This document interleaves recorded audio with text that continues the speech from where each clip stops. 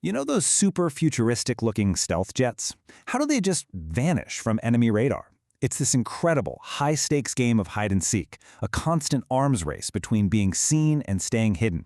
So today, let's break down the amazing tech that makes it all possible. All right, so let's get right to the big question everyone always asks. Are these things truly invisible? Like Harry Potter's invisibility cloak level invisible? Can they just zip around wherever they want and nobody has a clue? It's a cool idea for sure, but the reality? Oh, it's actually way more interesting than that. Yeah, the truth is, well, it's a little more complicated. They aren't actually invisible. And here's the kicker.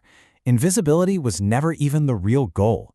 The whole secret behind stealth is built on a concept that is so much more clever, so much more strategic.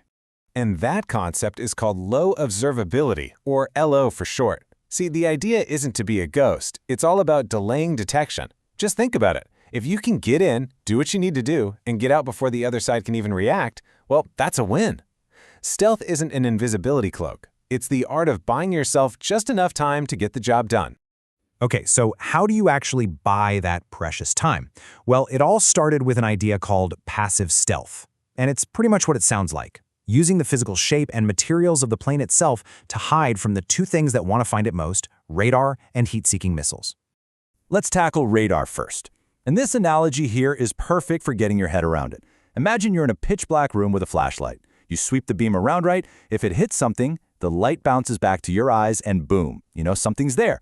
Radar is basically the same thing, just with radio waves instead of light. So the big problem for stealth engineers was, okay, how do we make sure that flashlight beam never bounces back? And they came up with this really clever two-part plan. First, deflect the beam. You know all those weird, sharp angles on a stealth jet? That's not just to look cool. They're designed to work like a bunch of angled mirrors, bouncing those radar waves away in all sorts of different directions, anywhere but straight back to where they came from. And second, for any waves that aren't deflected, you absorb them. The jet has this special skin, this radar-absorbent material that basically soaks up the radar energy and turns it into a tiny bit of heat. But dodging radar is only half the problem, right? You still got to worry about heat-seeking missiles, and this is where the engineers got really creative. They do things like bury the super-hot engines deep inside the aircraft's body. Then they mix that hot exhaust gas with cool air before it even leaves the plane, and when it does leave, it's pushed out through these flat, wide letterbox nozzles, which helps the heat dissipate super fast. You put all that together, and it becomes incredibly hard for a missile to get a clean lock. And for a long time, this passive stealth stuff worked like a charm. But, the arms race never, ever stops. Just as stealth technology got really, really good, the folks trying to find the stealth jets got a whole lot smarter too. The hunters started to fight back, and they brought some new tricks to the game. For starters, they discovered that some of the older, less precise, low-frequency radars could sometimes pick up on, well, a shadow, a faint disturbance in the air where a stealth jet was flying. Now, it wasn't a clear enough signal to lock on with a missile, but it was enough to tell them, hey, something's out there. And just like that, the first crack in stealth's armor appeared. And this is where things get really futuristic. We're talking about quantum physics. Scientists are working on something called quantum radar. Now, stay with me here. Instead of sending out a wave and waiting for it to bounce back, it sends out pairs of entangled particles. If just one of those particles hits an object, it instantly changes its partner, no matter how far away it is. It's a mind-bending concept, but the bottom line is, this technology could one day make those special radar-absorbent coatings totally useless. But maybe the most ingenious countermeasure is something called multi-static radar. So remember how a stealth jet's main trick is to deflect radar beams away from the source? Well, this system says, okay, what if we just put receivers everywhere? It creates a whole network of them. So even when the jet bounces the beam away from the main transmitter, chances are one of the other receivers in the network is going to catch it. The jet's #1 trick, deflection, is suddenly foiled. So all of this leads to a pretty huge question, right? If just trying to hide your physical shape isn't going to cut anymore, if the hunters are getting this good at finding you, what's the next move? Where does stealth technology even go from here? And that brings us to the next major evolution, active stealth. The entire philosophy has changed. The new mantra is, if you can't hide, you have to deceive.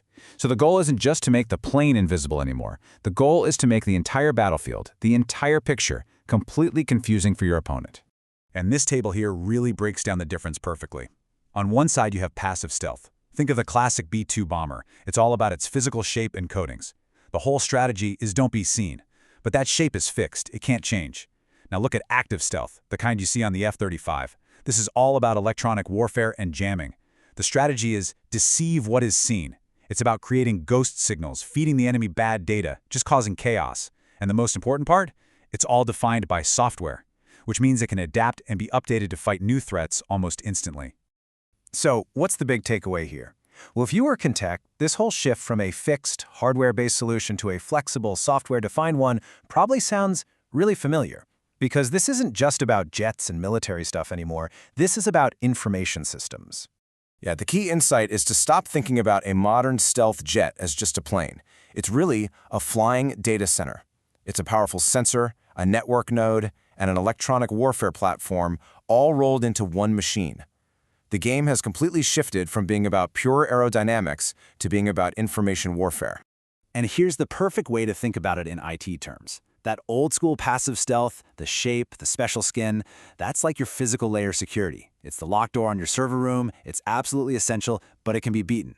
But active stealth, that's your application layer firewall. It's smart, it's actively hunting for threats, it's spoofing data, and it's making intelligent, real-time decisions to protect the entire system. And all of this leaves us with a really fascinating final thought. We've seen how the battleground is shifting from the physical to the digital. The ability to process massive amounts of data and to control the invisible electromagnetic spectrum, that's becoming the ultimate high ground. So it really makes you wonder, doesn't it? In the conflicts of the future, will code be more important than armor? Will the best software engineer be more valuable than the best fighter pilot?